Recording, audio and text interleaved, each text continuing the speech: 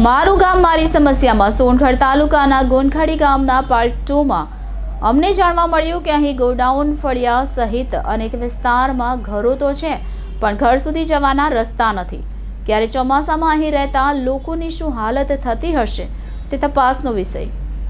ગુજરાતની ભાજપ સરકાર ગામડાઓના વિકાસ માટે કરોડો રૂપિયા ખર્ચે છે અને એની પબ્લિસિટી કરવા માટે તેમણે મારી માટી મારો દેશ અને વિકસિત ભારત યાત્રા પણ કાઢી, પણ તાલુકા પંચાયત અને સરપંચના setting.com હજી સુધી ઘણા તાલુકાઓના ગામડા સુધી વિકાસ પહોંચ્યો નથી।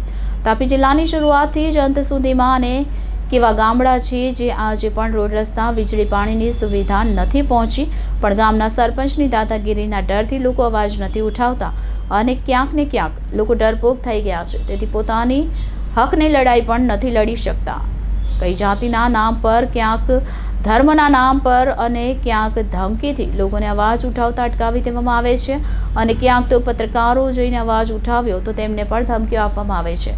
ત્યારે ગોનખાડી ગામમાં ગયા એપિસોડમાં આપણે જોયું કે કઈ રીતે પાણીની સમસ્યાથી લોકો પીડાતા હતા, ત્યારે બીજા એપિસોડમાં આપણે જાણીએ કે વર્ષોથી રસ્તાના અભાવે અહીંના લોકોને કેટલી તકલીફો ભોગવવી પડી રહી છે। સવાલ એ ઊભો થાય છે કે ખરેખર સરકારે પાછલા 20 વર્ષથી રસ્તાની કોઈ ગ્રાન્ટ મંજૂર જ નથી કરી કે પછી દર વખતે રસ્તાઓ કાગળ પર જ બનીને રહી ગયા અને તાલુકા પંચાયત કે ધારાસભ્ય કે 20% ગ્રાન્ટ, નાણાં પંચની ગ્રાન્ટ, આમાંથી કોઈ જ ગ્રાન્ટ કેમ અહીં રસ્તા બનાવવા માટે ઉપયોગમાં ન લેવામાં આવી। ક્યારે રસ્તાઓની તકલીફમાં ગામડાના લોકો ચોમાસામાં શું કરતા હશે તે પણ તપાસનો વિષય છે। ચોમાસામાં ઘૂંટણસમા કાદવમાંથી વિદ્યાર્થીઓ કઈ રીતે શાળાએ જતા હશે, ખેડૂતો કઈ રીતે ખેતરમાં જતા હશે અને પશુપાલકો કઈ રીતે ડેરીમાં દૂધ ભરવા જતા હશે તે વિચારીને જ આપણને દયા આવે।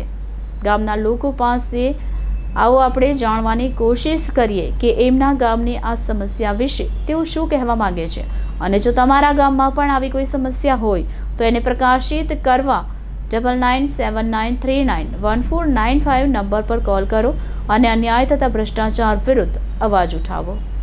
Reporter Bindeshwari Shah, city gold news, Tapi. આપનું નામ? ગમાભાઈ। ગમાભાઈ કેવા? નપુરિયા। ગામિત? ગામી। ગામનું નામ? ગુનખડી।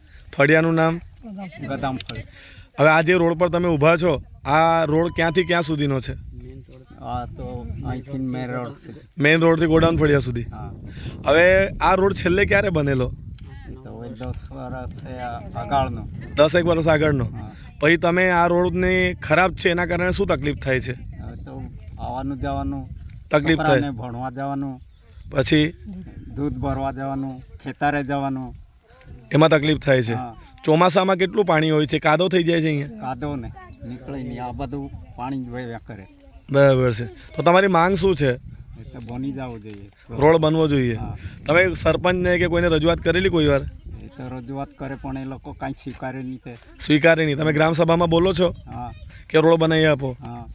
કાકા આ ગામમાં કઈ કઈ તકલીફો છે? બીજી પાણીની, રોડ રસ્તાની બે તકલીફ, એ સિવાય બીજી શું તકલીફ છે ગામમાં? પાણીનું બહુ તકલીફ છે, હા, પીવાનું પાણી નથી મળતું। નથી મળતું। તો સરકાર તો ચોપડા પર એવું બતાવે છે કે દરેક ઘરે ઘરે પાણી પહોંચી ગયું, કાં પહોંચી ગયું? હવે તમે જોઈ આવ્યા છે, કાં પહોંચી ગયેલું છે? પાણી નથી આવતું પાણી નથી અને રોડ રસ્તા પણ નથી। હા। જી, ધન્યવાદ।